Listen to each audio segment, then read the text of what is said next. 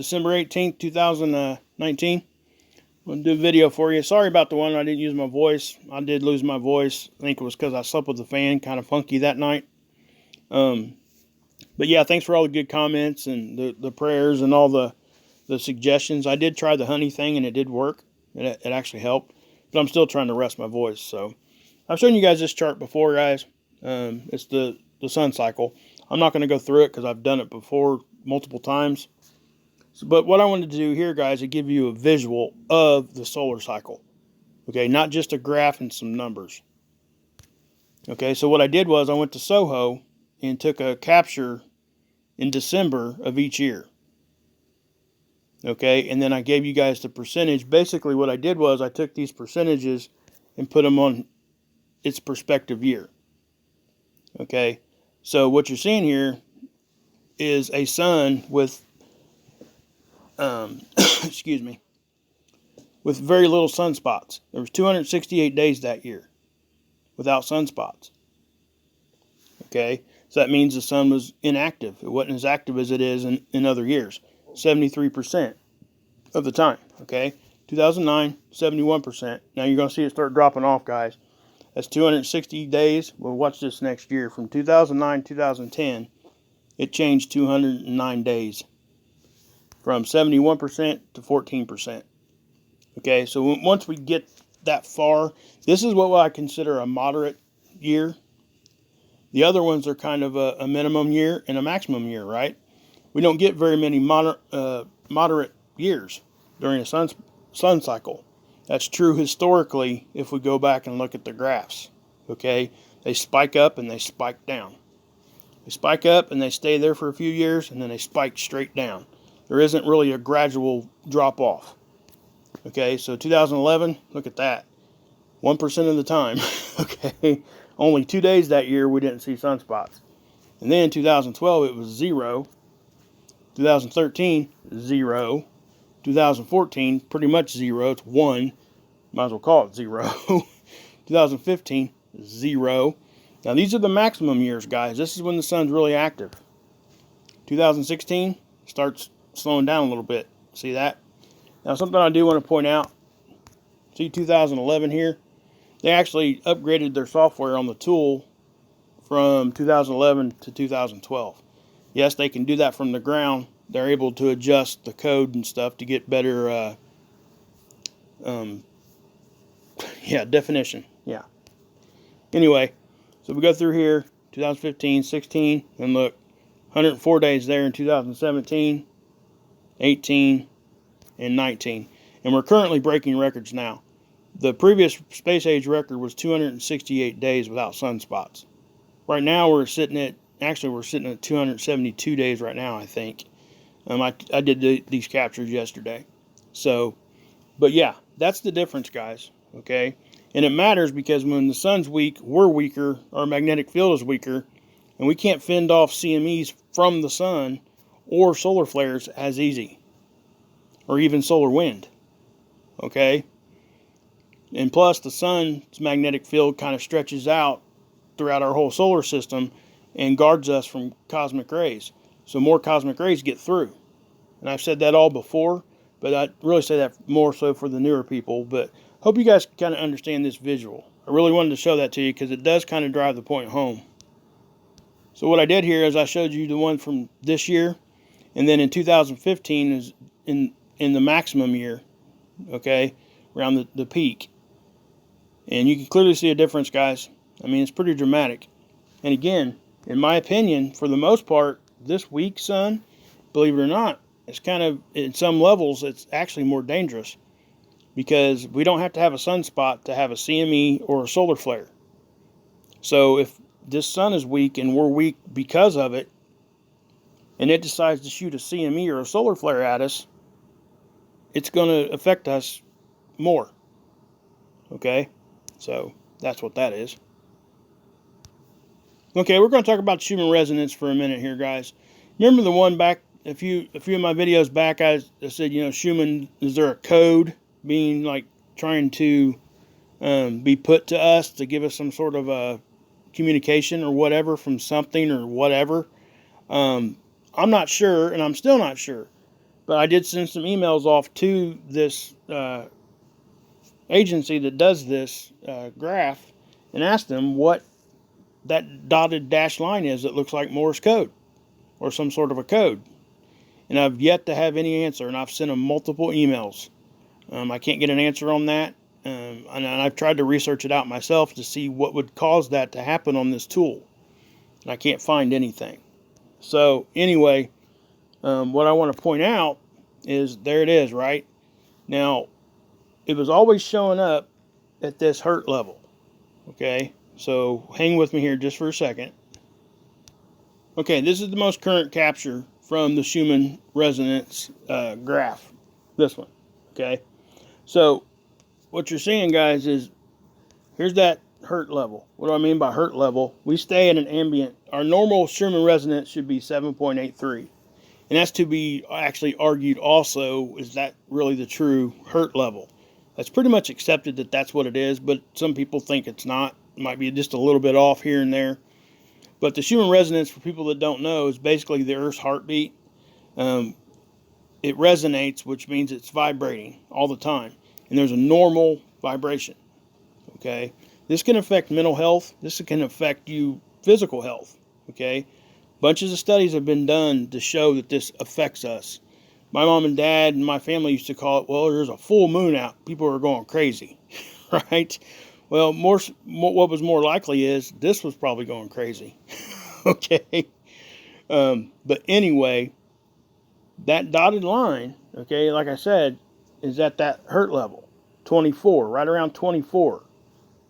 So it was vibrating in a pattern. Well, now what I'm seeing is it's showing up on multiple different hertz levels. Okay, that's 24. If you go up here to between 12 and 16, you can see how that code is now being there too. I'm calling it a code very loosely. I just don't know what it is. It just really looks like that. And for it to start showing up on different hertz levels really kind of has me crazily kind of freaked out a little bit. Okay? Because I don't know what that means. Now, I have some thoughts on what that could mean, and I'm going to share them with you. Okay? Is there something trying to communicate with us?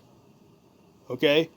And if that was the case, maybe they're trying different vibrational frequencies because maybe we're not responding.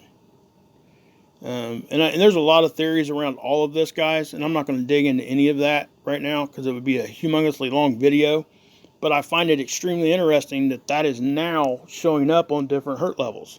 Why? Okay?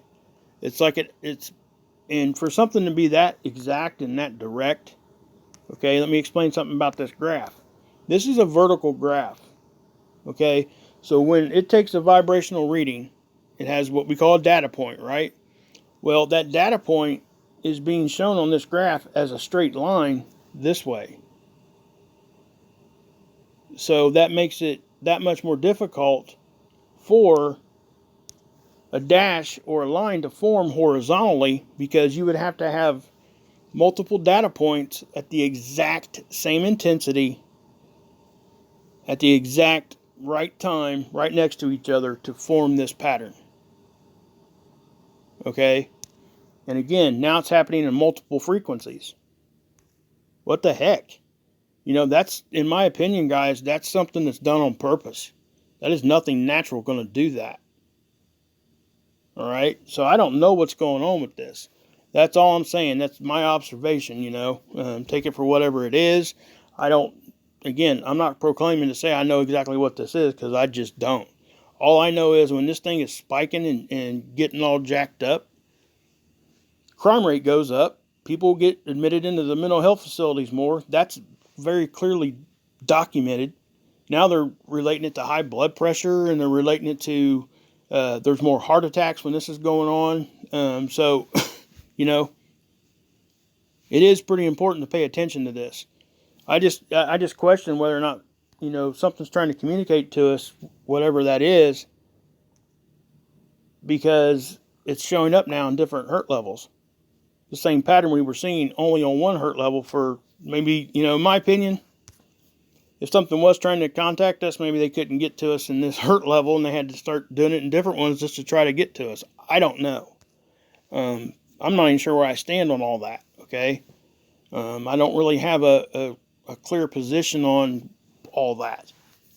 I'm making this observation and I want you guys to see it. And hopefully I'll get some ideas from the comment section, guys. Something else why I just said that. I read all your guys' comments. I've had a couple comments in the previous video saying that I don't read the comments. Basically, they were saying that I don't care enough to read or leave likes and hearts. You guys know that anybody that's been here for any amount of time, I try my best to do that, but when it gets so many comments, I can't do it all. Okay? I got 3 kids and a wife. It's my best friend. I used to take time during the day and stuff around my family, and I used to take it away from my family to do my videos. I don't do that anymore. I'm doing this one right now. It's 4:12 a.m. Okay? So I sacrifice my sleep so I can do this stuff. Okay? That's really what it boils down to, because I'm not going to... My family is way more important to me than anything, and I would hope that your guys' family is too. Okay? So, what I'm saying is that I read every one of your comments. I just sometimes don't have enough time to respond to all of them. And this is not a second job for me, guys. I do not monetize my channel. The same person that left that comment said I was doing it for money. I don't have a Patreon. I don't have a subscribe star. I don't monetize my channel. This cost me money to do. So I just want that especially that person to understand that that's the case. I never ever intentionally ignore anybody, and if anybody ever felt like that, don't feel that way, because that's not how it is. I really do. And matter of fact, I had a conversation a little while ago with Scott talking about that. And, that's what keeps me driven, is the good comments. So I really appreciate it. If it wasn't for stuff like that, I just wouldn't be here. Okay? So, yeah. Anyway, this code thing, I'm sorry I went off on a side rant there. I just really needed to get that out and let you guys know. And most of you guys already knew that I didn't monetize. Okay? So, anyway, we're going to the next subject. Okay, guys, you guys know I talk about cosmic rays and the effects on the human body and all that kind of stuff. Hold on one second here. This is a graphic that I made up, and I've shown this before, but it's cosmic rays. It hits our atmosphere, okay? Just so you guys understand what I'm talking about.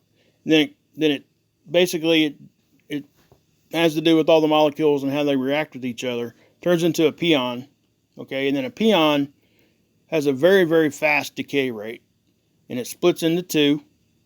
All right, turns into a neutrino, which is here, and a muon. The muon is what we're really most concerned with when we're talking about the human body.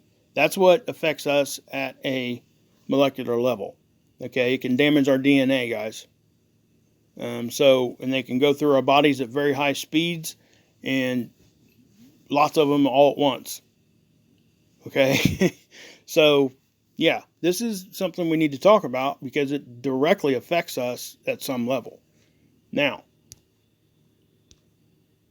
if you guys want to reference this, just take a screenshot, guys, and it's a very simple graphic, guys, but it really shows you what happens at a basic level when cosmic rays hit our atmosphere. This is what happens, okay? I would encourage all you guys to research that vocabulary there, neutrinos, muons, pions, all that stuff, okay? So, guys, as I'm doing my research and stuff, I come across this website, okay? It's talking about cosmic rays. What are they? How to see them? All that kind of stuff, right? And I showed you guys the graphs before, what they actually do to the human body, how they can harm us. I would encourage you guys to go back and check that out too. But check this out. Make a cosmic ray detector at home and test relativity. Are you kidding me? Wow. I didn't know we could do this, okay? Maybe I just didn't see it or didn't really pay much attention to it, but yeah, you can do this. Okay, and it tells you how to do it. What they are, obviously, it tells you there that they have their own ideas and stuff where they come from and what they actually are. Well, they all say they turn into neutrinos and muons, but where they come from is where the theories kind of split. But as you're seeing this, I'm showing you guys this because if you guys read this on down through here, and I can make a whole video just on this, but I'm not going to. It says typically we're totally oblivious and unaware of these particles going through our body. It tells you that right there, and this is 100% true. You can see cosmic rays. You can actually see it visually, guys. Check this out. Now, you can get online and actually buy a kit for this, and I'll show you that here in a minute. All right. It tells you what a cosmic ray is, and it goes into detail here. Okay. Now, what he's got there is a cloud chamber. All right. And so what happens, and I'll explain at a basic level. I'm just going to run down through this really, really quick. Let me get to the graphic. Okay, so what you're seeing here, you can do that with, and they actually give you a list of what you need. Materials you need to conduct the experiment. You don't have to buy a kit. If you have this stuff laying around, you can get it. The biggest thing here that most of us probably wouldn't have is dry ice. Okay, but other than that, you can go buy dry ice, guys. Okay, but it's really just there to put vapor in the air so we can see stuff. But you got to have a vapor source, which ends up being like rubbing alcohol for most of it. And then it tells you a container you could use. Then you have to have an absorbent material. It says this will be soaked with the alcohol like a sponge or a paper towel. All right. You put it in here, and basically, I'm not going to go much more into that, but when a cosmic ray goes through that, because it shows you, like I said before, we're getting bombarded all the time with this stuff, just maybe not at the very high level. So when they are hitting the high levels, some of us might want to know that, right? So when these cosmic rays pass through this cloud chamber we've created with this container thing, it actually leaves like a contrail. You can visibly see it. I was like, wow, really? It really was blowing my mind as I was reading this. So anybody can do that. This is a step-by-step guide on how to do it. You know what I mean, guys? I mean, look at that. It's got a slideshow and everything. But hold on one second. So just to show you guys, I just did a quick Google search, guys, and you can buy these detectors. But you can also buy kits. You just got to look at them. They're about $30. And you can put it together yourself as long as you got the materials. And you can actually see cosmic rays in your house if you want to go that far with it. And they really do. They look like that, like a contrail when they pass through that cloud chamber. Okay, so what that would do for you, it wouldn't really show you the intensity, but what it would show you is the amount that's actually there. Keep in mind, these things are flying, man. These things are moving fast. So anyway, that's how these things are detected, and obviously they can do something different here with this different equipment. But you're talking about spending a couple $100 if you want to get something like that. But you can actually buy a kit for like $30 and put it together yourself. I'm thinking about doing it myself just to see what's up. But anyway, I didn't know if anybody knew that you could actually do that, because I didn't. Okay, so yeah, we'll go on to the next thing here. All right, guys, I got you over at SDO. This is happening right now. I do think that this may be another CME popping off to the right. What you're going to see, watch this energy leave the sun. See that? Okay. It does look like that might have been a CME. We won't know until we get the data back. You see how it's spinning? That's pretty typical for these. We see a lot of coronal prominences do that. They kind of look like tornadoes. They call them solar tornadoes. And they're actually following lines of magnetism. Okay? But yeah, you see that? Look at that. Boom. Off it goes. I wanted to show that to you real quick. And I'm going to show you something else and we'll be done. Okay, guys, remember my last video where I showed you the one I didn't talk in? We've seen that what looked to be some sort of energy back towards the sun or object, or I don't think it was an object. In my opinion, it was something other. It was some sort of energy going back towards the sun.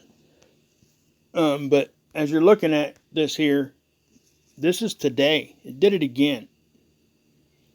Okay, this is 3 days after the one I showed you guys yesterday, or 2 days ago. See how it's going back towards the sun? Now I have to also put in here that this black circle is the occulter. The surface of the sun's here. So when something's originated out here, that's a pretty good distance. Okay, so I don't know what is actually going on there. All I can tell you is that it's doing it on this side also. See that right there? Kind of crazy. Right in there, watch. Watch what happens. See that move back the other direction? So it's doing it on both sides, and I don't know what's causing it, but I just thought that was interesting. But anyway, guys, I am going to end the video there. I'll try to come back with you and give you some more information and stuff as I get observations and things. But yeah, this has been Wages World, where truth is sought and fear doesn't exist. And yeah, and I was asked to say this, but you can drink this Kool-Aid. Anyway, God bless. Yeshua saves. Bye, guys.